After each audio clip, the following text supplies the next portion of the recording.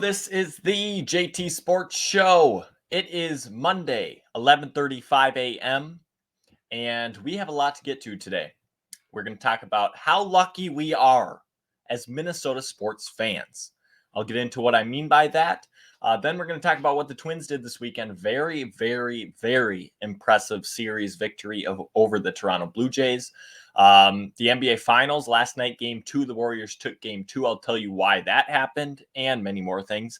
And then I'll get to the bet of the day. We are ice cold right now. We are 3-5, but this is where you buy the dip. This is where you buy the dip. You got to hop on the bandwagon now because we're going to get hot real soon, and the train's leaving the tracks right now. So let's get into what I want to talk about.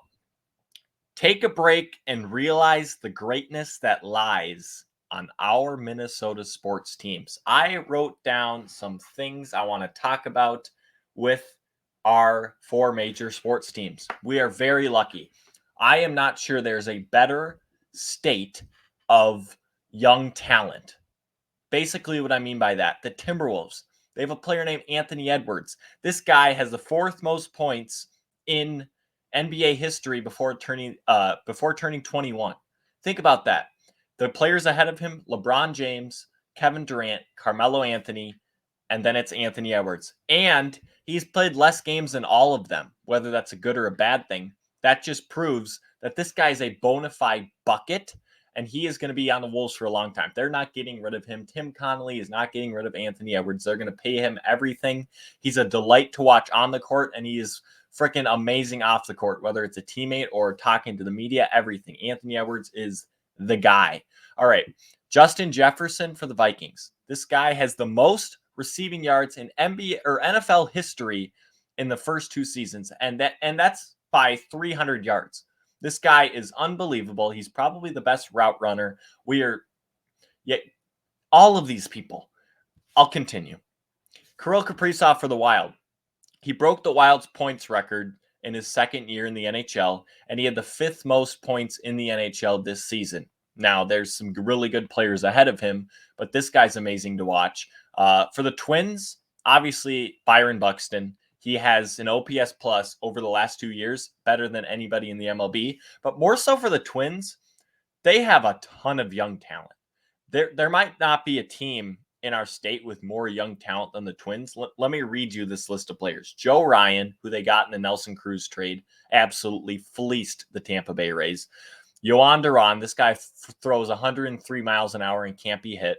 Luis Arias leads the MLB in batting average and on base percentage right now through like 45 games. That's ridiculous. Royce Lewis, he's only been up here for a little bit. He's had some injury issues, obviously, throughout his minor league career, but now he's hurt again. But this guy has shown that he is a stabilizing force at the shortstop position when Carlos Correa inevitably, God, I'm just using some big words, inevitably leaves. Plus, you have players like Trevor Larnach, who's shown that he can be good. Alex Kirilloff is mashing right now in the minors. And Gilberto Celestino, this guy is surprising everybody. He uses all parts of the field, and he's batting like 340. So the Twins obviously have a lot of talent, but I just wanted to point out how lucky we are in this state, a state that not a lot of people want to come to play, how important it is to build young talent, and that we're doing that. Byron Buxton, Anthony Edwards, Kirill Kaprizov, Justin Jefferson. All four major sports teams have the guy that you can build around. So I think I just wanted to point that out because it's freaking amazing. It's every team you have a player to watch that you know can do something special at any point. Let's move on. Let's talk about the Twins, what they did this weekend. Very impressive. The Blue Jays were the hottest team, maybe the second hottest team in baseball coming into the weekend, and the Twins freaking won 2 out of 3 with like Devin Smeltzer yesterday. He pitched, he only pitched 4 innings, but he did what he had to do. Dylan Bundy, not great. They lost that game. Who was the other pitcher? Chichi Gonzalez. I think he let up like 3 runs, but the offense with players like Carlos Correa out, Buxton missed a game, Royce Lewis out. I mean, this team is in shambles right now. Joe Ryan couldn't pitch. Sonny Gray's not pitching. This team is in shambles, and they're finding a way to win against a good team. this stretch where people were talking about the Blue Jays, Yankees, and Rays would tell a lot about what this team's going to do this year. But it's tough to say that because they're so injured and COVID and everything. So the fact that they could win 2 out of 3 on the road against the Blue Jays is supremely impressive. Now they have to go and face the Yankees at home, luckily. But the pitching matchups are absolutely disgusting to look at. I think it's, hold on, let me look. I know first game is Bailey Ober versus Jamison Talion. Obviously, that's a mismatch. Second game, Nestor Cortez, possibly the best pitcher in baseball for the Yankees. He has to go against Chris Archer. So the Twins are 0-2 in the pitching matchups here.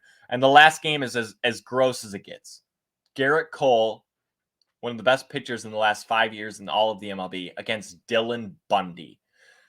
The Twins not having Joe Ryan and Sonny Gray is going to absolutely kill them in this series. If they can win 1 out of 2, that's a win. The Yankees can't lose right now.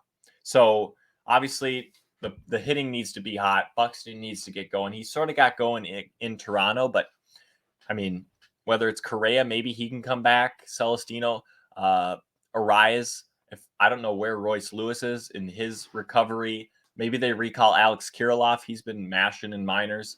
Larnach's got to get going. But all of these guys, if you want to beat the Yankees, the hitting needs to be on because they're going to hit. Their lineup is too dangerous. And you know that Dylan Bundy and Archer and Bailey Ober are going to let up some runs. So if the offense can get humming, this team could win a game, maybe 2. If you could win 2 against the Yankees, that would be obviously massive. So it'll be fun to watch. I mean, the Yankees versus Twins is always an entertaining series with the lineups going at each other, but it's unfortunate that like Carlos Correa can't play in the series. Maybe he'll be back game 3, but I wouldn't be surprised if he's not. Let's talk about the NBA Finals last night. The Warriors won game 2. You can read what I wrote here. The Warriors dominate game 2 thanks to Tony Brothers, Zach Zarba, and Josh Tiven. These are the 3 referees. Obviously, my bet of the day yesterday was Celtics +4.5. Maybe it was +5. But Draymond Green is a buffoon.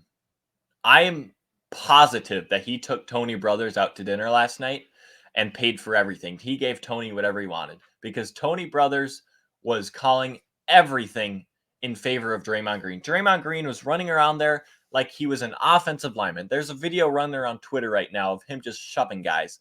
I mean, that there was multiple calls. He got called for a technical. Then he was talking with who's he talking with? Somebody on the Celtics. Might have been Grant Williams, but they didn't call a technical because why would you want to get Draymond Green out of the game? Because the NBA needs entertainment, so keep Draymond Green in the game. But Al Horford, this is what I'll say. In the third quarter, when the Warriors went on their massive run to go up by like 28, the Celtics couldn't obviously make a shot, but they were going in the paint. Al Horford was getting absolutely pummeled down there, and they were calling nothing. It was a disgrace to watch. The NBA wanted this to go to be 1-1 going to Boston. They couldn't afford the Celtics to go up 2-0. It's tough. If you're ever betting on the NBA, know that you have to realize this stuff because it was very, very obvious to me. Obviously, the Warriors made a million shots in the third quarter too, so it wasn't 100% the referees, but the momentum was going because the refs weren't calling anything and they just let the Warriors go on that run. So before the series started, I predicted Warriors in 7. I am sticking with that. I think the Celtics are the better team, but I think the Warriors had the experience. And if Game 7's at home, I think they win that game. It's going to be a phenomenal series the rest of the way. Yesterday's game should have been closer than it was. Like I said, referees blew it, and the Warriors made a million shots. I mean, Jordan Poole making that half quarter at the buzzer sounded in the third quarter was ridiculous. Steph Curry hit that one corner, like on the side 3-pointer from 35 feet. That was ridiculous. So they're not going to make those shots all the time. Tatum was good, but the role players, Jaylen Brown was hot early. Then he stopped making shots. Al Horford did absolutely nothing in this game for the Celtics. So that's what I have on the NBA Finals. Like I said, Warriors in 7, in my opinion. But I'm sure I'll have a bet the next time that game starts. And I'll if Game 3, I don't think the refs will be that bad. Another thing for the NBA, why don't they have the same ref crew all 7 games in an NBA Finals? Why change it up? Why not just be consistent? Whether you're calling everything or you're not, I don't care. Just be consistent. It's so easy. When you bring in a whole new crew for every game, nobody knows what you're going to call. The players don't know. The people watching the game have no idea. The fans don't know. It's just ludicrous. Have the same referee crew for every game. Why not? You don't need to give these guys opportunities to ref NBA Finals games because then they wanted to make it about themselves. So whether it's Scott Foster or Tony Brothers, guys like that, I'm happy Ed Malloy hasn't been in there yet because as a Wolves fan, he is the absolute worst. So that's all I have on the NBA Finals. Obviously, a lot of trashing the refs, but sometimes it's like that. And that's how the basketball works because referees are so freaking important. Bet of the day. This is an easy one for me, to be honest. I think it's the gentleman's handshake or gentleman's sweep. Oilers plus 110 against the Avalanche. The Avs are up 3-0. Oilers are at home. This is how it works. The Avs are going to come out a little lazy because they're up 3-0 and the Oilers are going to win this game. And it's plus money. You have to take it. I haven't watched a ton of this series, and obviously the Avalanche are probably the better team, but the Oilers have a ton of firepower too. So I like the Oilers in this game. If you disagree, let me know. But you're not going to bet on the Avs at minus 150 on the road. I just don't love that. So if you're going to bet this game, I like the Oilers at plus 110 as the value. And this is how sports work. When a team's up 3-0, they play a little soft and they lose the game. They go back home and they finish it off. So I think this series will end 4-1. Avalanche win. The other series in the NHL, Lightning Rangers. Rangers are up 2-1, I believe. I think the Lightning win that series. It's going up 2-0. You have a bunch of confidence. Then you lose that one game. You're up 2-1 still, but you know that if you lose the next game, it's 2-2, and the series is tied, and the Lightning are back to having home ice advantage. So I think it's Lightning Avs in that series.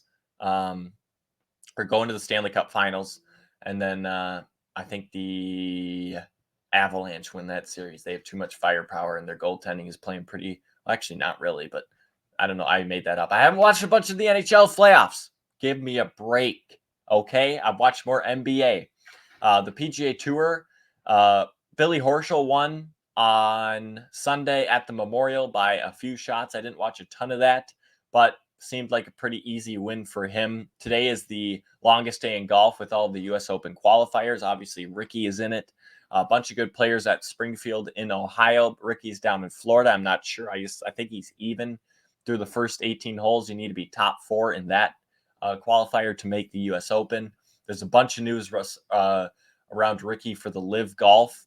Him and Phil, I guess Rich Lerner tweeted earlier that Ricky and Phil are probably going to be headed to the Liv Golf. So what I think of that, I'm not sure. I think that will be headed for another episode because that's big news for the world of golf. What is the PGA Tour going to do? Are they going to stricten the suspensions? Are they even able to?